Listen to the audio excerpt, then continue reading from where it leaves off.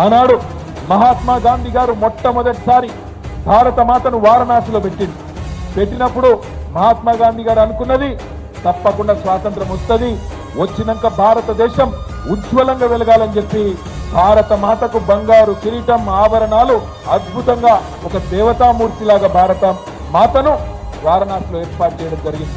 ఆ తర్వాత శ్రీమతి ఇందిరాగాంధీ గారు ఆనాటి ప్రధానమంత్రిగా హరిద్వార్లో ఆమె కూడా భారత మాతను పెద్ద ఊరేగింపు తీసి హరిద్వార్లో ప్రతిష్ఠించింది. ఆ మూర్తిని అట్లే ఉంచింది. అదే మాదిరిగా తెలుగు తల్లి మన రాష్ట్రం కలిసి ఉన్నప్పుడు ఆనాడు ఉమ్మడి ఆంధ్రప్రదేశ్లో అప్పటి పాలకులు తెలుగు తల్లిని పెట్టింది. మరి తెలుగు తల్లికి కూడా బంగారు కిరీటం ఉంటుంది, చేతుల కలశం ఉంటుంది, బ్రహ్మాండంగా ఒంటి నిండా ఆభరణాలు ఉంటాయి. అదేవిధంగా పక్కనే ఉండే తమిళనాడులో అక్కడి తమిళ సోదరులు తమిళ తాయి అని పెట్టుకున్నారు. వాళ్ళ అమ్మకు తమిళ మాతకు తమిళ తాయి అని పేరు పెట్టుకున్నారు.